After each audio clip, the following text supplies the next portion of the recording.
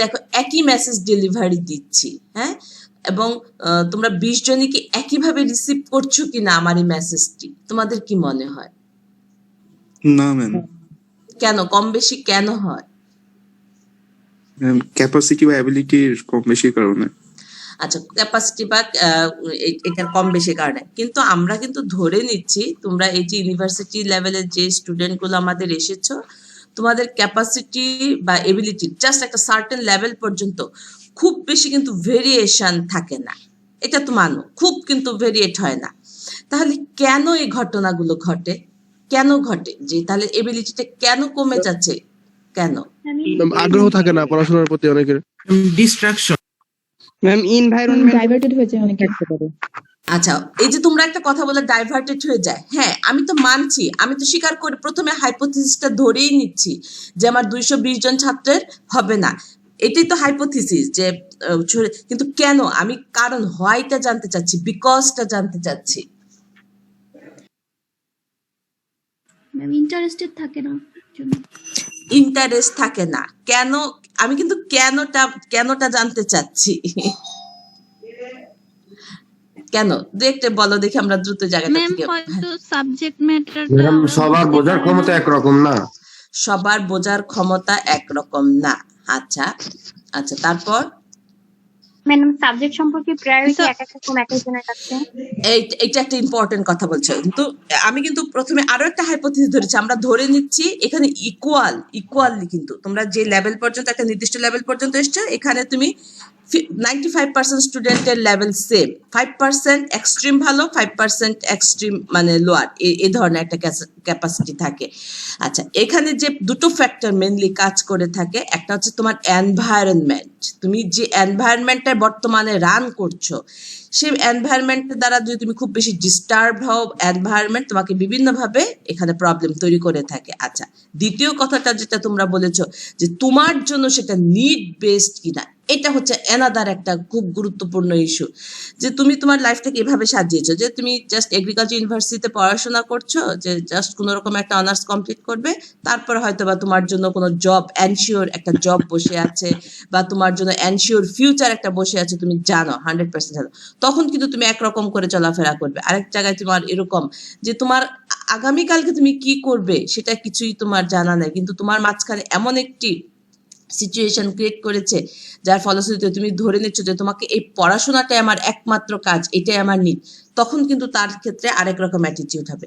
এই যে অ্যাটিটিউড গুলা, এটা আমার কাজটা করে থাকে আমাদের যে নিউরন গুলো রয়েছে, ব্রেনের যে নিউরন রয়েছে সেই নিউরন। এবং আমি ক্লাসে সাধারণত এইটা পড়ানোর সময় ফিজিক্যালি যখন পড়াই, একটা ব্রেনের একটা ছবি আঁকি, হ্যাঁ, আমাদের ব্রেনটা 3টা স্তরে মেসেজটাকে রিসিভ করে এবং ডিসিমিনেট করে, ডিসিমিনেট তো বুঝো মানে বের করে দেয়। আমাদের ফার্স্ট লেয়ার যেটা রয়েছে হিউম্যান বিং এর, আমি তোমাদের না, আমি সবার হিউম্যান বিং এর কথা বলছি, নতুন যখন কোনো মেসেজ আসে তার 80% মেসেজকে সে বের করে দেয় ন্যাচারালি বলে যে না আমি তোমাকে রিসিভ করবো না, তোমার কাজে লাগুক বা না লাগুক, তুমি ইন্টারেস্টেড হও বা না হও সেটা কোনো ম্যাটার না, তোমার ব্রেনের প্রথম লেয়ারটাই তোমাকে কি করে দিচ্ছে, বের করে দিচ্ছে যে না আমি নিব না। তাহলে ওই যে 20% যেটা থাকে সেখান থেকে ভালো মন্দ মিলিয়ে তুমি কিছু একটা মেসেজ রিসিভ করো, এটা ফার্স্ট লেয়ার। সেকেন্ড লেয়ারে তুমি যখন যাও তখন তোমার ওই ব্রেনের মাঝখানে আবারও সে কিছু কাজ করতে থাকে যে আমি মেসেজটা নিব কি নিব না, তখন তুমি ক্যালকুলেশন করো, ইকুয়েশন করো যে তোমার কাজে লাগবে কি লাগবে না ইত্যাদি ইত্যাদি। একদম কোর লেভেলে তুমি যখন যাও তখন কিছু মেসেজও তোমাকে বের করে দিচ্ছে। তাহলে দেখো কত বাধা একটা লার্নারের মেসেজকে রিসিভ করার জন্য, এই বাধাগুলোকে কি করতে হয়, ব্যারিয়ারগুলোকে অতিক্রম করাতে হয়। কে অতিক্রম করে? লার্নার ব্যতীত যে আরো 4টা এলিমেন্ট আছে না, টিচার, সাবজেক্ট ম্যাটার এবং আমার এনভায়রনমেন্ট যেগুলো আছে না, এরা মিলে কাজ করবে। ওই যে আবার যে তোমার যে এনভায়রনমেন্ট রয়েছে মানে নেচারের যে এনভায়রনমেন্ট রয়েছে, ও এটার সাথে কম্বাইন্ড হয়ে একজন লার্নারকে শিখতে ইচ্ছা করে। ফাইনালি দেখা গিয়েছে যে তাহলে লার্নারের কোন জিনিসটা বেশি কাজ করে, সবচেয়ে বেশি কাজ করে থাকে লার্নারের ইন্টারেস্ট।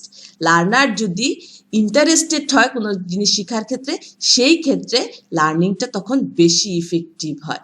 অতএব আমরা অনেক সময় দোষ দেই যে আমার দ্বারা কিচ্ছু হবে না, এটা হবে না, পরিবেশ আমাকে করতে দিচ্ছে না, এরকম না। এটা আমাকে জাস্ট মানে আমি এটা তোমাদেরকে বোঝাতে চাচ্ছি বা তোমাদের জন্য আমার মেসেজ এটা। হোপলেস হওয়ার কোনো কারণ নাই। তুমি জাস্ট পজিটিভ ভাবে প্রত্যেকটা জিনিসই তুমি পজিটিভ হও, নেগেটিভ হওয়ার কিছু কারণ নেই। তোমার ব্রেন তো এমনিই তোমাকে নেগেটিভ করে দিচ্ছে, এরপর তুমিও যদি হও তাহলে দুটো মিলে তো অনেক নেগেটিভ হয়ে যাবে। অতএব আমরা কোনো জিনিসকে যখন পাবো তখন ইন্টারেস্ট সহকারে সেটাকে রিসিভ করব, তাহলে হয়তো বা আমরা ভবিষ্যতে ভালো কিছু পারবো। আমি কিন্তু এই কথাটা শুধুমাত্র পড়াশোনার জন্য বলছি না, আমি তোমার সর্বক্ষেত্রের জন্য কোনো মেসেজ রিসিভ করার ক্ষেত্রে মেসেজটা আমি দিয়েছি। যাই হোক, এই জায়গায় আমি আর বেশি সময় দিতে চাই না, আমি নেক্সট পয়েন্টে যেতে চাই, সেটা হচ্ছে টিচার। এই যে দেখো, টিচার শুড হ্যাভ, টিচারের কি থাকতে হবে? প্রথম কথাটি যেটা থাকতে হবে, ক্লিয়ার একটা কনসেপশন থাকতে হবে। টিচার যে সাবজেক্ট ম্যাটারটি লার্নারকে দিবে, অবশ্যই উনি সেটা সম্পর্কে ভালোভাবে জানবেন এবং টিচিং দেওয়ার মতো তার যে অবজেক্টিভগুলো রয়েছে সেটা সম্পর্কে তার ক্লিয়ার কনসেপ্ট থাকতে হবে। তারপরে জিনিসগুলো আমরা বলেছি, নলেজেবল হতে হবে, তার অ্যাবিলিটি থাকতে হবে এবং লার্নার এবং সাবজেক্ট ম্যাটারের প্রতি তার একটি রেসপেক্ট থাকতে হবে এবং টিচারেরও ইন্টারেস্ট থাকতে হবে, এবং তার যে কমিউনিকেশনের যে ইফিসিয়েন্সিগুলো রয়েছে সেগুলো থাকতে হবে এবং লার্নারকে অবশ্যই অবশ্যই মোটিভেশন করার একটা ক্যাপাসিটি আমার টিচারের থাকতে হবে। আচ্ছা, আমি এখন তোমাদেরকে একটু জাস্ট আমি থ্রো করছি কিছু কোশ্চেন। কথার কথা, এই যে দেখো তোমাদের যে ক্লাস হচ্ছে লেভেল 1 সেমিস্টার 2, তোমরা এখন পর্যন্ত এই থিওরি ক্লাসে কয়জন টিচারকে পেয়েছো? কয়জন টিচারকে পেয়েছো? 3 জন। ম্যাম 3 জন। কাকে কাকে? দেবাশিস রয় স্যারকে পেয়েছো, সোনিয়া সেলিম ম্যাডামকে পেয়েছো, আর কাকে পেয়েছো? আসাদুজ্জামান সরকার স্যার। আসাদুজ্জামান স্যারকে। আচ্ছা, এই যে দেখো, 3 জনই কিন্তু বিশ্ববিদ্যালয়ের শিক্ষক এবং তোমরা এটা খুব ভালো করে জানো যে আমি জাস্ট এই ক্লাসটার জন্য বলছি, আরো তোমরা অনেক টিচারের কাছে এসেছো, আমি সেদিকে না যাচ্ছি। এই 3 জন টিচারই যখন পড়াচ্ছে, উনি কিন্তু ওনার বেস্ট পারফরমেন্স যেটা রয়েছে সেটাই দেওয়ার কিন্তু চেষ্টা করেছে স্টুডেন্টদেরকে। এর মাঝখান থেকে একদম জাস্ট মানে এখানে তো দেখো আমি কাউকে চিনি না, তোমরা মানে জাস্ট মানে বায়াস করো না, মানে নর্মালি বলতে পারো। এই যে 3 জন টিচার রয়েছে, 3 জনকে কি তোমাদের সমান ভালো লেগেছে? No ma'am. আচ্ছা, খুব খুব গুরুত্বপূর্ণ কথা কিন্তু তুমি এখন বলছো। এই যে 3 জন টিচারকে তোমার কি বলেছো ভালো লাগেনি, কারণ তুমি কি করেছো, তাকে বিবেচনায় নিয়ে এসেছো বিভিন্ন দিক থেকে, ঠিক না? কেউ কথা সুন্দর বলে, কেউ পড়া সুন্দর করে বলে, কেউ তোমাদেরকে খুব ভালোভাবে মোটিভেট করতে পারে। তুমি জাস্ট এখন ভালো মন্দ থেকে বের হয়ে আসো। 3 জন টিচারের 3টা আমার মোটিভেশনের ওয়ার্ড বলবে যে 3 জন টিচার ইউজ করেছে। আর ধরো কথার কথা, কেউ যদি ইউজ না করে থাকে, তুমি বলবে যে না, ওই শিক্ষক ইউজ করেনি। একটা একটা করে আগে বলো দেখি। কেউ যদি না করে থাকে তার ক্ষেত্রে বলবে যে বলেনি, উনি মোটিভেশন করেনি আমাদেরকে, ওনার দ্বারা মোটিভেটেড হয়নি। ভয় পাওয়ার কোনো কারণ নেই, কারণ আমি এই মুহূর্তে কোনো স্টুডেন্টের লিস্ট আমার সামনে এখন নেই, আমি দেখতে পাচ্ছি না। ইভেন এটা কিন্তু আমি আমার ক্লাসরুমেও জিজ্ঞাসা করে থাকি স্টুডেন্টদেরকে, আমি বলি তুমি দ্বিধান্বিত ভাবে বলতে পারো, এই ব্যাপারে আমার কোনো অবজেকশন নাই, কিছু নাই, এবং এর কোনো রিয়েকশনও তোমার উপর হবে না। ম্যাম, দেবাশিস রয়ের স্যারের একটা মোটিভেশন সম্পর্কে বলবো। শিওর শিওর, আমি তো সেটাই জানতে চাচ্ছি। ম্যাম, দেবাশিস রয় স্যার মানে আপনাদের সব টিচারের লিস্ট দেখাইছিলেন, মানে এমনি যে যারা যারা ক্লাস নেবে, তো ওইখানে দেখছিলাম যে সব টিচারের মানে নাম হচ্ছে অ্যাব্রিভিয়েট করা, সবার মানে নামের প্রথম অক্ষর দিয়ে সুন্দর করে একদম জিনিসটা ফুলফিল করা। ওইখান থেকে খুব মোটিভেশন পাইছিলাম যে একদিন আমি এই পর্যায়ে যাবো, আমারও নামের এরকম একটা অ্যাব্রিভিয়েশন মোটিভেশন, পাবো। Very good. এই যে দেখো, তোমার টিচার তোমার অজান্তে তোমার মনের মাঝখানে একটা দাগ কেটে দিচ্ছে, এইটাকে আমরা বলতে চাই মোটিভেশন। শুধুমাত্র যে পড়া দিয়ে একজন শিক্ষক একজন ছাত্রকে লার্নারকে মোটিভেট করবে তা কিন্তু না, তার যে কোনো কাজ দ্বারা তাকে মোটিভেট করবে। এই যে ধরো তোমাকে সে একটা জায়গা থেকে উঠিয়ে নিয়ে আসছে, এখন কিন্তু তোমার ওই টিচার মোটামুটি ভাবে যা করবে তোমার কিন্তু তা ভালো লাগবে, এটা স্বীকার করো কিনা? জি ম্যাম। আচ্ছা, আমি ঠিক এই জায়গাটিতে বোঝাতে চেয়েছি, আর অন্য কিছু আমি বোঝাতে চাইনি। আচ্ছা, এখন আসাদুজ্জামান সরকার স্যারের একটা মোটিভেশন না পাইলে নাই, আমি কিন্তু এখানে জোরপূর্বক বলছি না, মানে কারো মনে হয়েছে কিনা আমার এতজন 250 জন ছাত্রের মধ্যে যে কোনো একটা রেসপন্স আমাকে করো। ম্যাম উনি যে হচ্ছে বুঝেছিলেন যে আমাদের মাঠ পর্যায়ে কাজটা, তখন হুম ম্যাম ওই জিনিসটা ম্যাম মানে ফিল করা গেছে যে হ্যাঁ, আমরা যদি ভালো করে পড়াশোনা করি বা কিছু একটা হুম করি, আমরাও সেই জায়গায় পর্যায়ে যাইতে পারবো বা কৃষকদের সাথে বা তাদের সাথে কথাগুলো বলতে পারবো বা তাদের সমস্যা নিয়ে আলোচনা করতে পারবো। আমি আচ্ছা এটা বোঝা আচ্ছা ঠিক আছে, ভেরি গুড। এর মানে তোমার এখানে একটা উনি যে জায়গাটি চেষ্টা করেছেন ফিল্ড ওরিয়েন্টেড কিছু মেসেজ দিয়ে তোমাদেরকে জাস্ট উনি মোটিভেশন করেছেন কোন জায়গাটিতে আমি বলতে চাই, তাহলে তাহলে সে হচ্ছে কি তোমার জব সেক্টরের দিকে কিন্তু তোমাকে উনি কি করেছেন, ঢিল ছুড়ে দিয়েছেন যে দূরের কোনো জায়গায় তোমাকে একটা ডেস্টিনেশন ফিক্সড করার জন্য কিন্তু তোমাকে মুভ করেছেন। এটাও এক ধরনের মোটিভেশন, হ্যাঁ, যে তুমি এই যে 4 বছরের পড়াশোনা করে কি করবে সেই কারণে কিন্তু ওই জায়গাটিতে উনি তোমাকে প্লেস করার চেষ্টা করেছেন। আচ্ছা, ভেরি গুড। এখন আমি জানতে চাচ্ছি আজকে নিয়ে আমার 2 নাম্বার ক্লাস, এখন পর্যন্ত কিছু পেয়েছো কিনা? যদি পাও, পেলে বলবা পেয়েছি, আর যদি না পেয়ে থাকো ওকে, দ্যাটস ফাইন, কোনো অসুবিধা নেই। বলো দেখি। ম্যাডাম পেয়েছি একটা। ম্যাম ঠিক আছে, বলো দেখি। ম্যাডাম কিছুক্ষণ আগেই বললেন না মানে যে কোনো একটা বিষয় নিয়ে ফোকাস করা, তো আমার কাছে এভাবে লাগলো কি দাঁড়িপাল্লার আমি এক পাশে দুনিয়ার সবকিছু রাখি, উল্টা পাল্টা যাই কিছু, বাট আর এক পাশে আমার ফোকাসটা ঠিক রাখতে হবে। যদি ওটা আমি লক্ষ্য রাখতে পারি ঠিক, তাহলে দুনিয়া আমি যা কিছুই করি না কেন, ইট ডাজেন্ট ম্যাটার, আমি আমার লক্ষ্যে একদিন না একদিন পৌঁছাবো এবং সাকসেসফুল হবই। ভেরি গুড পয়েন্ট বলেছ। এবং আমি এখানে আরেকটা জিনিস তোমার সাথে শেয়ার করতে চাই, সেটা হচ্ছে যে প্রতিটি স্টুডেন্টের, সে তার যে কোনো কাজের জন্য হোক, পড়াশোনার জন্য হোক, তার বিজনেসের জন্য হোক, তার সিম্পল লাইফ লিড করার জন্য হোক, প্রতিটা মানুষকে আজকে বসে চিন্তা করতে হবে যে আমার জীবনের লক্ষ্যটা কি হবে, গোলটা কি হওয়া উচিত। প্রতিটি মানুষের অবশ্যই কি থাকতে হবে, গোল ফিক্স থাকতে হবে যখন থেকে তুমি বোঝা শুরু করেছো তখন থেকেই। এখন তুমি আমাকে বলতে পারো, ম্যাডাম আমি তো এখন ইউনিভার্সিটির 2nd ইয়ারে উঠে যাচ্ছি, এখন এসে কি আমি গোল ফিক্স করব? হ্যাঁ শিওর, তোমার যদি গোল এখন পর্যন্ত ফিক্স করা না থাকে তোমাকে এখনই ফিক্স করতে হবে, আদারওয়াইজ তুমি কিন্তু ট্র্যাকলেস হয়ে যাবে। এটা একটা খুব গুরুত্বপূর্ণ কথা। যেমন আমি ক্লাসে আরেকটা জিনিস স্টুডেন্টদেরকে প্র্যাকটিক্যাল ক্লাসে যেটা করে থাকি, যে আমি আমার প্রত্যেকটি স্টুডেন্টকে একজন করে জিজ্ঞাসা করি যে তোমার জীবনের গোল কি। তোমরা বিশ্বাস করবে কিনা জানি না, আমি 90% স্টুডেন্টকে খুঁজে পাই না, মানে মানে তাদের কাছ থেকে মেসেজটা বের হয়ে আসে যে এখন পর্যন্ত তাদের জীবনের গোল নেই, এখন পর্যন্ত গোল নেই। তাহলে কেন এই জিনিসটা হচ্ছে? এর মানে সে তার দূরবর্তী ভবিষ্যৎ নিয়ে এখনো চিন্তায় তার মাথায় আসেনি। তাহলে সে তাহলে কি বলবে? এই দেখো, তুমি বিশ্ববিদ্যালয়ে উঠে পড়েছো, তাহলে তুমি যদি এখনো যদি তোমার গোল ফিক্স না করো তুমি আর কবে করবে? এরপরে আমি আমার স্টুডেন্টদেরকে বলি, জাস্ট তুমি হচ্ছে যে যদি আমার একটা হোয়াইট বোর্ড থাকে সেখানে একটা ডট দিয়ে আমি বলি এটা তোমার বিন্দু, এই বিন্দুটি হচ্ছে তোমার বর্তমান সিচুয়েশন, আর বোর্ডের যে বাকি সাদা জায়গাটুকু রয়েছে এটা হচ্ছে তোমার ভবিষ্যৎ। তাহলে দেখো এখনো তোমার জন্য কত সময়টা পড়ে আছে, অতএব এখনো সময় আছে, তুমি তোমার গোলকে ফিক্স করো এবং সামনের দিকে এগিয়ে যাও। যাক, আমার আরেকজন স্টুডেন্ট, মনে হয় গার্ল স্টুডেন্ট, কিছু বলতে চাচ্ছিল, এটা বলে আমি যাব নেক্সট স্লাইডে যাব। ম্যাম আমি এটাই বলতে নিছিলাম যে আপনি বলছিলেন না যে কোনো টপিক বিষয়ের প্রতি আমাদের ইন্টারেস্ট থাকতে হবে, হুম ওইটাই বলতে নিছিলাম যে আচ্ছা আচ্ছা, ভেরি গুড। এর মানে দেখো, আমরা যখন এই যে আমি আবার যদি একদম ওভারঅল মিক্স করব, এখন কিভাবে মিক্স করব, আমরা যখন যে কাজটি করব না কেন, তখন আমি যখন কোনো কাজকে টার্গেট করে নিয়ে এগিয়ে যাচ্ছি তখন কিন্তু আমি টিচার। আজকে অপোজিট সাইডে তোমরা যারা বসে রয়েছো, মানে স্টুডেন্টস যারা রয়েছো, তারা যখন কাউকে দিয়ে কোনো কাজ করাবে তখন কিন্তু তুমি সেই ক্ষেত্রে টিচার হবে, আমি সেই সেন্সে বলছি।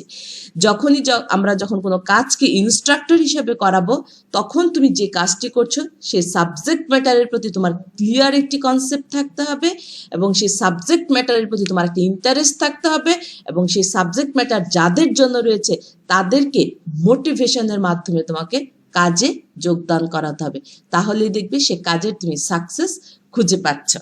আমরা নেক্সট স্লাইডে যাচ্ছি।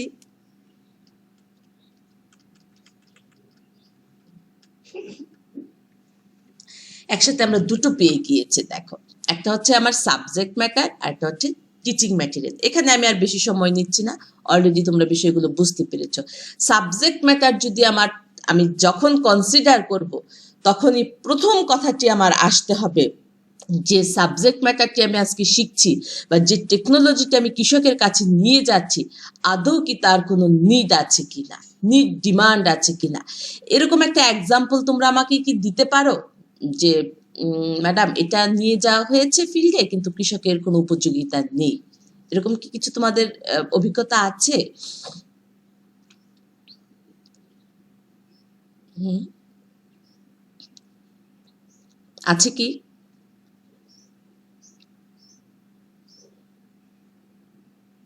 বা তুমি তোমাদের স্টুডেন্ট লাইফ দিয়েও বলতে পারো যে জি, ম্যাডাম ম্যাম। ম্যাম, বলো বলো। ম্যাম আমার বাসা চলন বিলে তো ধান সাধারণত রোপণ করে, ওইখানে যদি এখন মরিচ কিংবা বেগুন লাগানোর ইয়াটা দেয়। ভেরি গুড, ট্রেনিং দিয়ে থাকি বা কোনো ধরনের মোটিভেশন দেই বা কোনো ধরনের কোনো আমার গভর্নমেন্টের তরফ থেকে কোনো প্রোগ্রাম আসলো যে চলন বিল এলাকার কৃষকদেরকে ভেজিটেবল প্রোডাকশনে আপনারা জাস্ট এটাকে ট্রান্সফার করেন, তখন কিন্তু এটা ইফেক্টিভ হবে না, এটা কঠিন একটা কাজ হয়ে যাবে, সেটা বলেছি। এই জন্য আমরা যখন যে ফার্মারের জন্য যেটা উপযোগী হবে তাকে সেই সাবজেক্ট ম্যাটারের প্রতি নলেজ, ট্রেনিং বা টেকনোলজি আমাকে সাপ্লাই করতে হবে।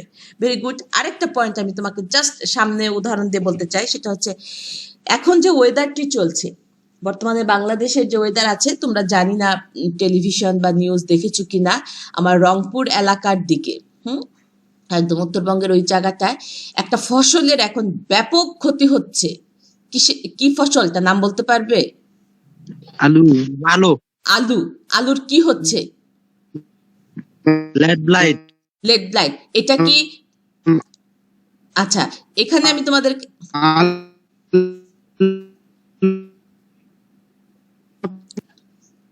আচ্ছা, যার নেটটা একটু প্রবলেম আছে সে একটু জাস্ট ওয়েট করো, হ্যাঁ আমরা একটু বলি।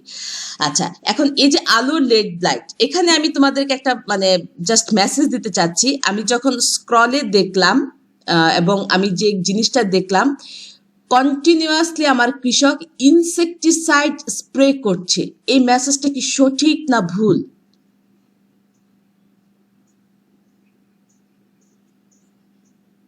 জি ম্যাম, সঠিক। সঠিক। সঠিক যে বললা সে যুক্তি দাও, আর যে ভুল বললা সে যুক্তি দাও। ম্যাম ওই যে আমাদের এদিকে এটাকে পালা বলে, পালা যার বলে। কারণে আলুর গাছ আর কি মারা যায়। আর এটা এক সপ্তাহ পর পর আর কি প্রয়োগ করে, ইনসেকটিসাইড আরো স্প্রে করে। বেশি প্রয়োগ করে। জি ম্যাম। আচ্ছা আচ্ছা, এটা তুমি বলছিলা যে মেসেজটা ঠিক আছে? জি ম্যাম। আচ্ছা, কে বলেছিলা ভুল? ম্যাডাম আমি। হ্যাঁ বলো, কেন ভুল? ম্যাডাম সবকিছুর একটা সাইড ইফেক্ট থাকে, তো কন্টিনিউয়াসলি যদি কোনো কিছু আমি করি অবশ্যই সেটা সাইড ইফেক্ট আমি পাবোই।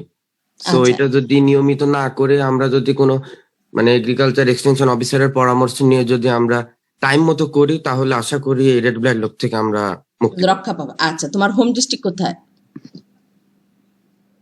Ma'am home district Pabna. Pabna. আচ্ছা ঠিক আছে, আমি তোমাকে এখন বাস্তবতা বলি। তোমাদের দুইজনের মেসেজই ভুল। এখন আমার কি ঘটনা, অ্যান্টিফাঙ্গাল। এটা একটা ব্যাকটেরিয়াল ডিজিজ, বোঝা গেল? এখানে তুমি যতই ইনসেকটিসাইড স্প্রে করো না কেন, তোমার 0% উপকারিতা পাবে না। আমি দেখো 1% দিকে মুভ করি নাই, 0% আসছি। এখন পারলে নেগেটিভ ইম্প্যাক্ট, ওই যে এনভায়রনমেন্টাল ইম্প্যাক্ট তুমি পাবে, সেটা আলাদা জিনিস। তাহলে তুমি কেন এখানে ইনসেকটিসাইড স্প্রে করছো? এখানে কোনো ইনসেকটিসাইড স্প্রে করা যাবে না, ইনসেকটিসাইডের কোনো ভূমিকা নেই। এটা একটা ডিজিজ, লেড ব্লাইট। হ্যাঁ, লেড ব্লাইটের ঘটনাটা কি হয়, পাতাটা মরে যায়। কেন? এই ধরনের ওয়েদার থাকলে। আমি জানি না ফার্স্ট ক্লাসে তোমাদেরকে ওয়েদার কি নিয়ে আমি কিছু কথা বলেছিলাম কিনা, এবং এই ওয়েদারটা কিন্তু খুবই ক্ষতিকর। ছত্রাক ঘটিত রোগ না, এটা তো ফাঙ্গাল। হ্যাঁ, ফাঙ্গাস আছে, এটার সাথে ব্যাকটেরিয়া একটা যোগ হয়ে যে এই প্রভাবটা করে। অতএব তোমাকে এখানে অন্য জিনিস, এখানে ডিজিজ জনিত মানে যে ঔষধ আছে সেটাকে মানে স্প্রে করতে হবে, ঠিক আছে, কিন্তু ইনসেকটিসাইড না। ইনসেকটিসাইড কাকে দিচ্ছি আমরা? ইনসেক্টকে কন্ট্রোল কর। ফাঙ্গাস নাশক ফাঙ্গাস, সেটা আমি কিন্তু দেখো দুটো ভাগ করেছি, একটা হচ্ছে ইনসেক্ট আর একটা হচ্ছে ডিজিজ। এটা হচ্ছে ডিজিজ জনিত ওষুধ আমাকে দিতে হবে, ইনসেকটিসাইড না। এবং আমাদের নিউজগুলোতে দেখাচ্ছে ইনসেকটিসাইড, আমি এই মেসেজটা দিতে চাচ্ছিলাম। অতএব তোমাকে নিড বেস জিনিস দিতে হবে, দিয়ে লাভ নাই। এখন এটার উপকারিতা কি আমার কৃষক পাবে? না ম্যাম। তখন কৃষক কি বলবে? ঔষধ ভালো না, কৃষি অফিসার কিছু জানে না, আমাদের ফসলের শুধু ক্ষতি। বোঝা গেল মেসেজটা এরকম। আচ্ছা, এখন আমি নেক্সট স্লাইডে যাচ্ছি। ফিজিক্যাল ফ্যাসিলিটিস, এটা খুব গুরুত্বপূর্ণ একটা বিষয়। হ্যাঁ, ফিজিক্যাল ফ্যাসিলিটিস যদি না থাকে তাহলে আমাদের লার্নিং সিচুয়েশনটা কি হবে না, ক্যাপাবল হবে না, এবং লার্নারদের জন্য ক্যাপাবল হবে না। এটা এক্সাম্পল আমি লাস্ট ক্লাসে দিয়েছি, পিঁপড়ার কথা উদাহরণ দিয়েছি, রৌদ্রের উদাহরণ দিয়েছি।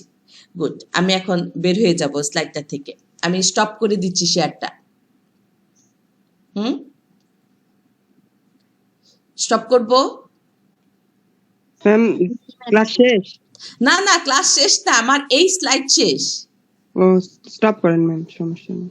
আচ্ছা, কি ক্লাস শেষ হয়ে গেলে বেশি খুশি নাকি ক্লাস চললে বেশি খুশি? দুইটাতেই ম্যাডাম। দুইটাতেই ম্যাডাম। আমি তো এখন বের হতে পারছি না।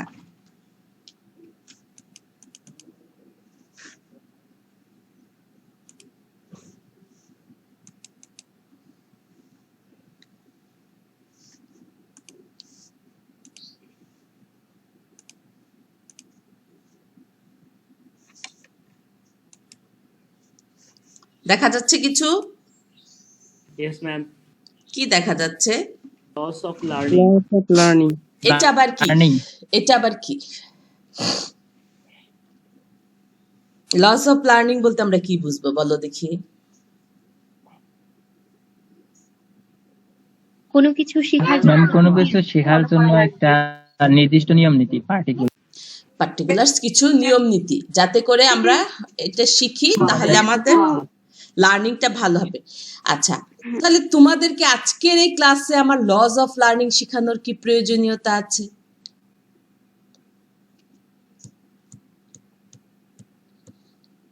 কোনো প্রয়োজনীয়তা আছে? অবশ্যই ম্যাডাম। কেন? গোলান পয়েন্টে লেখা আছে ম্যাডাম, আপনি লিখে দিচ্ছেন। আমি কি লিখে দিয়েছি?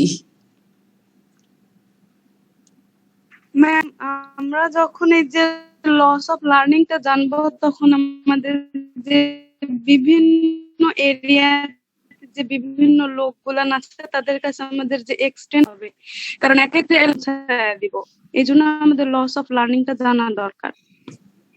এই জন্য আমাদের লস অফ লার্নিংটা জানা দরকার। আচ্ছা, আরো কেউ কিছু বলতে চাও? ম্যাম এইখানে মানে যে পয়েন্টগুলো দেওয়া আছে এটা থেকে বোঝা যায় যে না না, এটা দিয়ে বল না, তুমি তোমার এক্সপেরিয়েন্স থেকে বল। ম্যাম সিস্টেমেটিক্যালি আমরা কিভাবে শিখতে শুরু করব বা ভেরি কিভাবে গুড, ভেরি গুড। আমি জাস্ট এটাই শুনতে চাচ্ছিলাম, just step by step, just systemically কোনো কাজের জন্য যদি আমি যেতে চাই, যে কোনো কাজ যদি যেতে চাই, আমাকে কিছু স্টেপস বা কিছু রুলস, লগুলা কি, এটা আসলে কিছু আইন কানুন, ঠিক না? আইন কানুন বলতে কি সেই কঠিন কঠিন ওই যে ওই আইন না, মানে তুমি মানলে এটা তুমি রাইটটাকে থাকবে, আর তুমি যদি না মানো তাহলে তুমি ভিন্ন পথে হাঁটবে। এর মানে আমার যে লক্ষ্যটি রয়েছে, অভিষ্ট লক্ষ্য রয়েছে, সেই দিকে যদি আমি যেতে চাই, তাহলে আমাকে কিছু যদি নিয়ম কানুন বা রুলস আমি মানি, তাহলে ভালোভাবে যেতে পারবো, স্বল্প সময়ে যেতে পারবো, কম খরচে যেতে পারবো। এখন তাহলে আমরা কার লার্নিংটা লস গুলো পড়বো? লার্নিং এর, মানে একটা, হ্যাঁ লার্নিং। এখন প্রত্যেকের কিন্তু আলাদা আলাদা ল আছে। আমরা আজকে জানছি যে ল যেগুলো আছে কার, লার্নিং এর জন্য ল যেগুলো রয়েছে সেগুলো সম্পর্কে আমরা জানবো। এখানে আমরা কিছু এক্সাম্পল দিয়ে দিয়েছি। এবং আমি আজকে ক্লাসরুমে তোমাদেরকে যে লার্নিং এর ল গুলো দিচ্ছি, এগুলোই কিন্তু শেষ না, অনেক ল আছে। আমি জাস্ট সেখান থেকে কয়েকটাকে তোমাদের জন্য তুলে ধরেছি, কারণ এত ল তোমাদের মনে থাকবে না বা পরীক্ষার জন্য দরকার নেই। পরীক্ষায় সাধারণত এখান থেকে যে কোশ্চেনটা আসে, লস অফ লার্নিংটা কি এবং একটা লিস্ট আমরা করতে বলি, সেখান থেকে 2টা অথবা 3টার বর্ণনা আমরা চাই, সর্বোচ্চ 2 থেকে 3টার বর্ণনা চাই। অনেক সময় খুব রেয়ার কেসে আমরা নামটাকে স্পেসিফিক করে দিই যে এই লটাকে তোমরা এক্সপ্লেন করো, যেমন ল অফ এক্সারসাইজ হতে পারে, law of desire to learner, এরকম। তবে এটা রেয়ার কেস, আমরা সবসময় করি না। তবে সবসময় আমরা যে কোশ্চেনটা করি যে লজ অফ লার্নিংটা কি, আগে বিভিন্ন ল গুলো লিস্ট দাও, সেখান থেকে দুটোর বর্ণনা দাও। আচ্ছা, এই যে দেখো আমি একটি কথা উদ্যোগ করে গিয়েছি, সেটা কি বর্ণনা পর্যন্ত এসে থেমে গিয়েছি, আমি কিন্তু ইমপ্লিকেশনটা বলিনি। পরীক্ষায় অনেক সময় ইমপ্লিকেশন চাওয়া হয়, অনেক সময় চাওয়া হয় না। তো পরীক্ষায় যদি ইমপ্লিকেশন চাওয়া হয় সেটা তো তোমাকে দিতেই হবে, সেখান থেকে বের হয়ে যাওয়ার সুযোগ নাই। আর যদি না চাওয়াও হয়, তোমাকে ছোট্ট করে হলেও, এক লাইন করে হলেও তোমাকে ইমপ্লিকেশন দিতে হবে। এখানে আরো একটু জিনিস আমি তোমাদেরকে বলি, যখন এই কোশ্চেনটা আসে যে লজ অফ লার্নিং ডিসকাস করো এবং ইমপ্লিকেশন দাও, তখন কিন্তু নাম্বারটা জাস্ট 2 ভাগে ভাগ হয়ে যায়। যদি তোমার সেখানে নাম্বার থাকে 4, তাহলে 2 করে ভাগ হয়ে যায়। কিভাবে 2 করে ভাগ হয়ে যায়? যে লর বর্ণনার জন্য 2 আর ইমপ্লিকেশনের জন্য 2। তাহলে তুমি খুব সুন্দর করে লিখছো, হ্যাঁ, তুমি খুব সুন্দর করে এক পাতা লিখেছো ডিসকাশনটা, সেখানে আমি 2 এর মধ্যে কত দিব? খুব ভালো লিখলেও আমি 2 দিব, মোটামুটি লিখলেও ধরো আমি একটা 1 অথবা 1.5 দিব। তোমার ইমপ্লিকেশনটা নাই, তখন দেখো ওই 2 এ তুমি কিন্তু 0 পেয়ে যাচ্ছ। আর যে কি করেছে, মোটামুটি ব্যাখ্যা কাভার দিয়েছে, প্লাস ইমপ্লিকেশনটা অল্প করে দিয়ে দিয়েছে, তাকে যদি আমি সর্বকমন নাম্বার দিই 3 দিয়ে দিব, কিন্তু অটোমেটিক দেখো তোমার চাইতে কিন্তু সে নাম্বারটা বেশি পেয়ে যাচ্ছে। অনেক সময় তোমাদের মাঝখানে একটা দ্বিধা থাকে যে আমি এত সুন্দর করে লিখে আসলাম, নাম্বার কেন পাচ্ছি না? নাম্বার না পাওয়ার পেছনে কারণটা হচ্ছে তুমি আনসারটি কিভাবে করেছো এবং কোশ্চেনটাকে তুমি সত্যি সত্যি বুঝেছো কিনা, সেটারও কিন্তু একটা রিফ্লেকশন তোমার এই নাম্বারের মধ্যে থাকে। অতএব কোশ্চেনটা ভালো করে পড়ে বুঝে তারপর এই আনসারটা দিবে। বুঝাতে পেরেছি? এটা কিন্তু একটা কমন কোশ্চেন যে পরীক্ষায় এটা আসবে। এখন আমরা যাই যে আমাদের কি কি ল আছে। এখানে আমি জাস্ট একটা পয়েন্ট গুলোকে পয়েন্ট আউট করতে চাচ্ছি এভাবে: law of desire to learn, law of understanding the task, law of association, law of effect. প্রতিটা লয়ের ইমপ্লিকেশন দিতে হবে। বললাম তো পরীক্ষায় আসে 2 থেকে 3টা, 2টা। অতএব যখন তোমার 2টো আসবে, 2টোটাই দিতে হবে, একটা দিলে হবে না। ইন্ডিকেট করে দেওয়াই থাকবে তার মানে।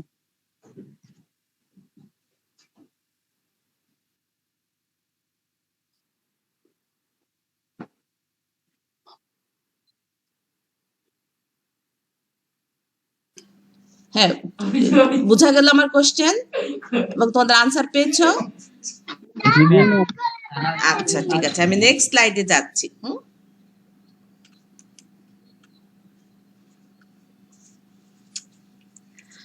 দেখো প্রথম ল যেটা আছে, আচ্ছা এটা যাওয়ার আগে আমি আবার ব্যাকে যাব, এখান থেকে বুঝে তারপরে আমি ব্যাখ্যায় যাব, নতুবা তোমরা সেই স্লাইডে উঠাতে থাকবে। আচ্ছা, law of desire to learn, এটা বলতে আমরা কি বুঝিয়েছি?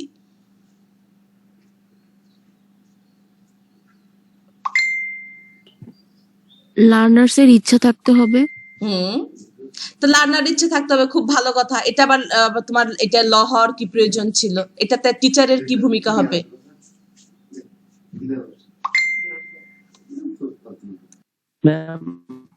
আগ্রহ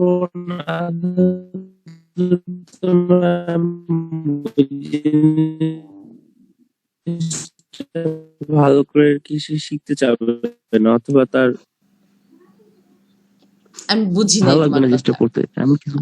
আমি বুঝি নাই। ম্যাম, টিচারকে লার্নার্স এর আগ্রহ অনুযায়ী, ও কিসে আগ্রহ ওই অনুযায়ী শিক্ষা দিতে হবে। শিক্ষা দিতে হবে, আচ্ছা ভালো কথা। আচ্ছা, এটা শেষ। Law of understanding the task,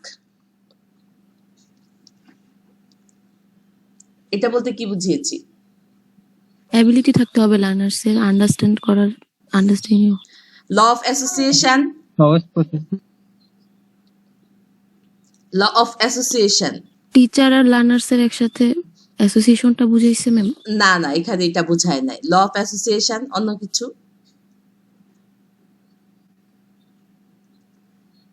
association বলতে এখানে বুঝিয়েছে আমার লার্নার যারা রয়েছে তারা যে কাজগুলো আগে করে অভ্যস্ত ছিল সেটার সাথে নতুন যে ম্যাটেরিয়াল আমি দিচ্ছি তার সাথে অ্যাসোসিয়েট করা। এর মানে তুমি যেটা দিয়ে অভ্যস্ত, তোমাকে সেই কাজের মাধ্যমেই নতুন কাজের দিকে ধাবিত করা। ল অফ ইফেক্ট, ইফেক্ট তো বুঝো যে এটার মানে ফলাফলটা কি হতে পারে। ল অফ মাইন্ডসেট, মাইন্ডসেট মানে প্রথমে তুমি আগে একটা কি করে নিচ্ছ, ফিক্স করে নিচ্ছ, যেটা আমরা বলতে চাচ্ছিলাম গোল, ওই ধরনের কথা বলতে চাচ্ছিলাম। Law of exercise, law of exercise বলতে কি বোঝায়? ল of exercise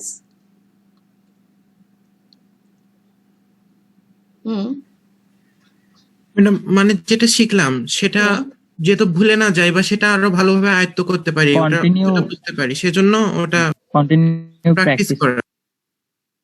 law of exercise বলতে বুঝিয়েছে, ঠিক আছে, প্র্যাকটিস। এখানে প্র্যাকটিসকে গুরুত্ব দিয়েছি। কেমন সেটি?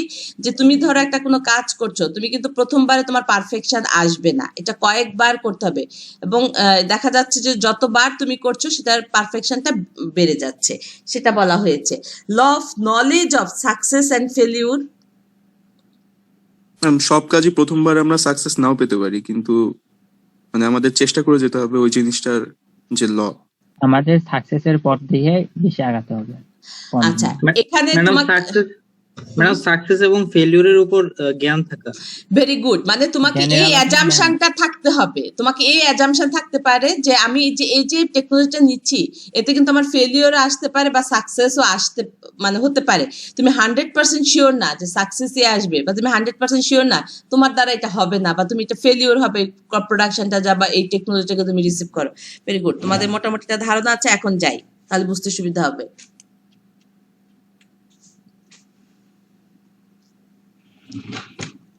এখানে প্রতিটার বর্ণনা দেয়া আছে এবং এটার ইমপ্লিকেশন সাইড বাই সাইড দেয়া আছে।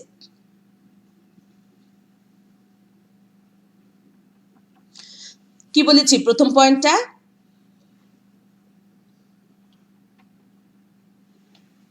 জি ma'am.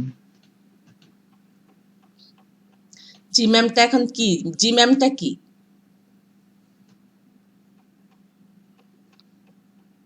law of desire to learn. তো বলতে কি বোঝাচ্ছে? আমি জানতে চাচ্ছি, কনসেপ্টটা জানতে চাচ্ছি। মানে সঠিকভাবে কোনো কিছু মানে শেখার জন্য অবশ্যই আকাঙ্ক্ষা থাকতে হবে। ডিজায়ারনেসটা থাকতে হবে। এটা ছাড়া কিন্তু লার্নারকে কখনোই আমরা কোনো জিনিসকে লার্ন করাতে পারবো না। তাহলে এটার ইমপ্লিকেশনটা কি? হ্যাঁ, তাহলে ইমপ্লিকেশনটা কি? এটা তো আমি বুঝলাম যে ডিজায়ারটা থাকছে, তাহলে ইমপ্লিকেশনটা কি আমার?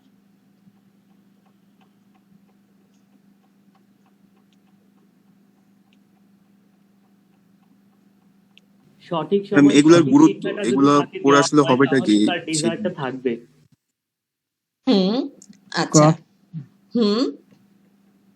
ক্রপ ফিল্ডে যদি হচ্ছে ইনসেক্ট যদি অ্যাটাক করে তাহলে ওটা দমনের মানে আগ্রহ ইচ্ছা থাকতে হবে। তাহলে কি এমন কি তুমি কোনো কৃষক পেয়েছো যে জমিতে আমার ইনসেক্টের অ্যাটাক হয়েছে কিন্তু কৃষক ইনসেক্টিসাইড দিতে চাচ্ছে না? No ma'am. তাহলে এটা আবার ল হওয়ার কি দরকার ছিল? এটা তো এমনি মানুষ একা একা এমনি করে। এখানে বেসিক্যালি আমরা যেটা বোঝাতে চাচ্ছি যে একটা ইনসেক্টের ফিল্ড মানে রয়েছে বা ইনসেক্ট দ্বারা অ্যাটাক হয়েছে একটা কোনো ক্রপ ফিল্ড, সেটা আমি যত্রতত্র ভাবে আমি ইনসেক্টিসাইড ইউজ করব না, জুডিশিয়াল ইউজ করব। এবং ধরো একটা সার্টেন লেভেল রয়েছে যে এখান থেকে আমাকে ইনসেক্টিসাইড স্প্রেটা শুরু করতে হবে, কৃষকের এই বিষয়ে তার আকাঙ্ক্ষা থাকতে হবে যে না আরেকটু লাগুক, ইনসেক্টের অ্যাটাক হোক, তারপর দিয়ে দিব বেশি করে, তারপর তো তাদের সব ইনসেক্ট মরে যাবে। কথাটা এরকম না, তোমাকে সেই জিনিসটা জানতে হবে যে কোন স্টেজে আমাকে কি করতে হবে, ইনসেক্টিসাইডটা স্প্রে করতে হবে। যে আমি যদি স্টার্টিং এই বা ধরো ফুল আমার একটা অনেক বড় একটা জমি রয়েছে, তোমাদের কি শতকের কোনো ধারণা আছে যে একটা ধানের জমি যে কত শতক হতে পারে? ধরো আমার 5 শতকের একটা জমি আছে, মোটামুটি একটা ফিল্ড আমার, এটা একটা ধান ক্ষেতের।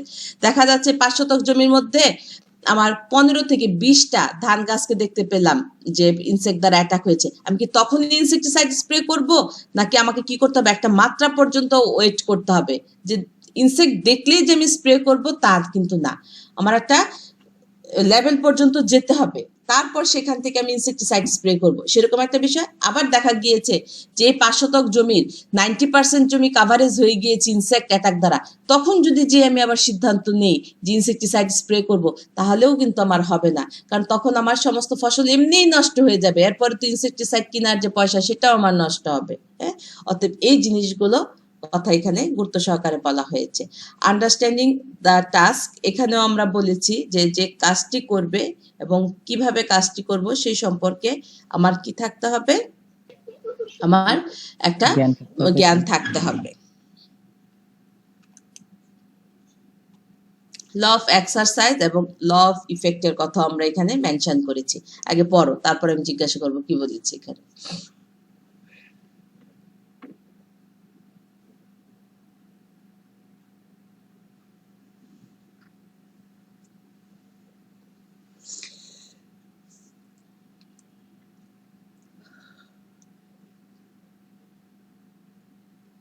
জুজুবি বুঝো? জুজুবি না ম্যাম। বড়ই।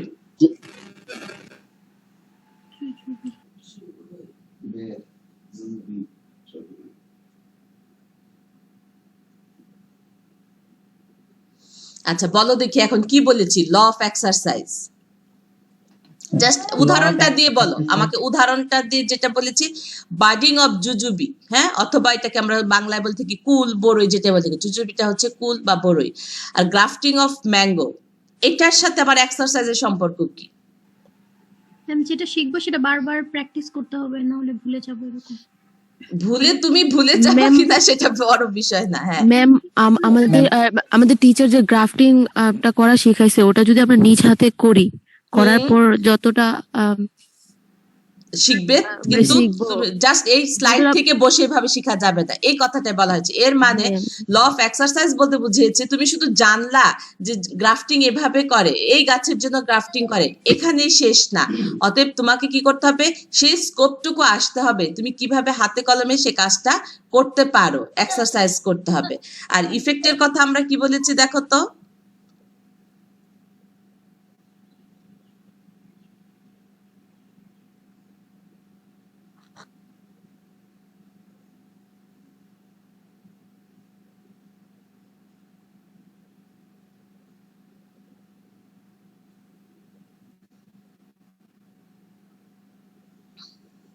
ইফেক্ট বলতে কি বুঝিয়েছি বলো দেখি। পারিপার্শ্বিক অবস্থার সাথে আমাদের শিক্ষার বিষয়টা হচ্ছে মানে সম্পর্কিত। যদি আমাদের পারিপার্শ্বিক বিষয়টা যদি ভালো হয়, তাহলে আমাদের লার্নিং এর প্রতি আমাদের একটা ডিজায়ারটা ভালো থাকবে এবং তার প্রতি ইন্টারেস্টের উপর নির্ভর করে আমরা আরো আমাদের গোলের দিকে বেশি আগাতে পারবো। না, কথাটা ইফেক্টটা সেরকম না। ইফেক্টটা হচ্ছে এরকম যে ধরো আমি একজন, হ্যাঁ বলো, কোন একটা মেডিসিনের যে ইফেক্টটা হবে, যে এই ফসলের ক্ষেত্রে এই মেডিসিনে এই একটা ইফেক্ট আছে, এই জিনিসটা আমরা সরাসরি তাদেরকে জানাইতে পারবো। আর তাদের কোনো মানে জমি কি আমরা কোনো মানে প্র্যাকটিক্যালের জন্য ব্যবহার করতে পারবো না, তাদের ইল যেন বাড়াইতে। হ্যাঁ হ্যাঁ, মানে এক্সপেরিমেন্ট তাদের উপর আমি করতে পারবো না।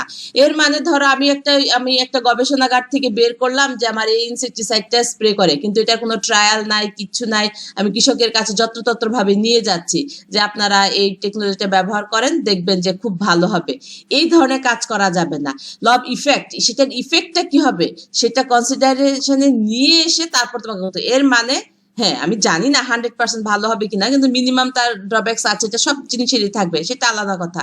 কিন্তু এরকম না, ফার্স্ট টাইম ট্রায়াল নিয়ে আমি কৃষকের কাছে চলে যাব না। এই বিষয়টা খেয়াল রেখে আমাকে কোনো টেকনোলজি ডিসেমিনেশনে যেতে হবে। ম্যাম, এখানে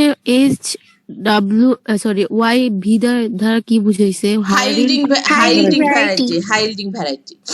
আচ্ছা, next slide. Law of association, law of mindset.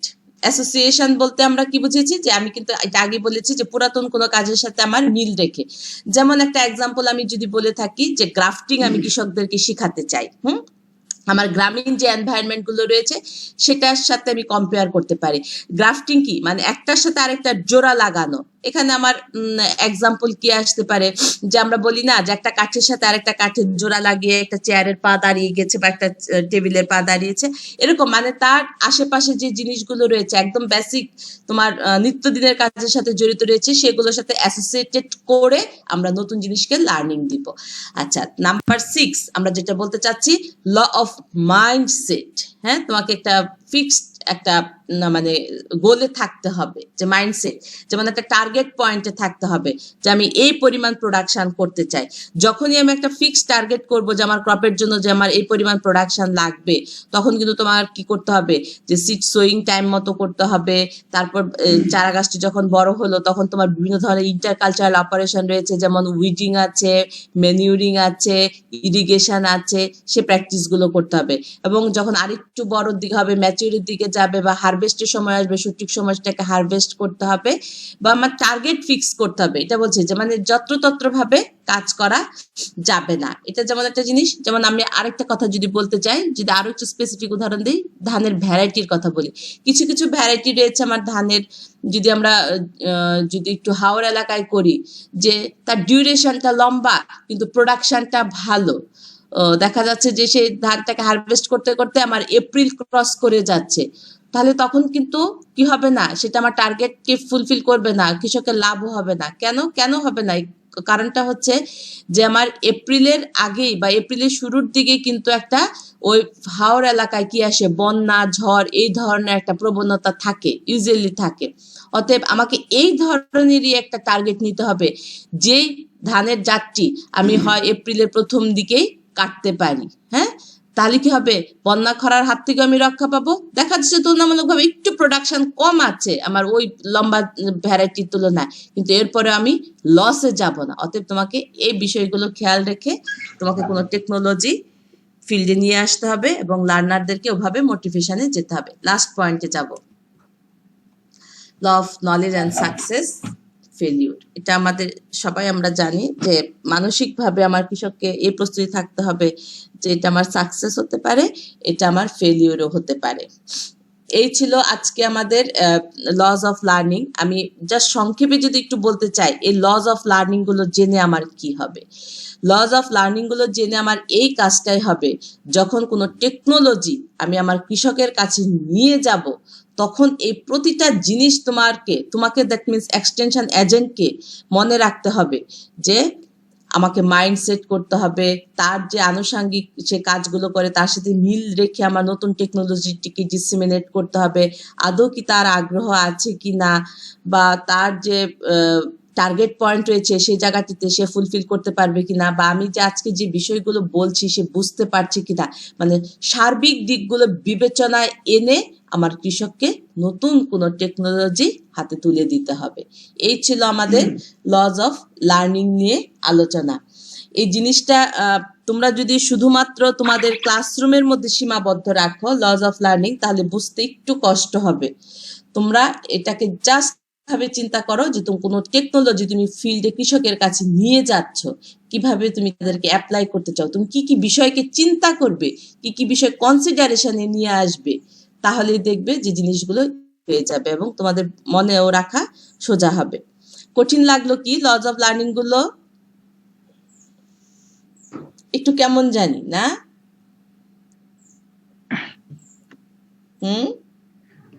Ma'am একটা জিনিস শুধু একটু কনফিউশন হচ্ছে। কোনটা বলো দেখি?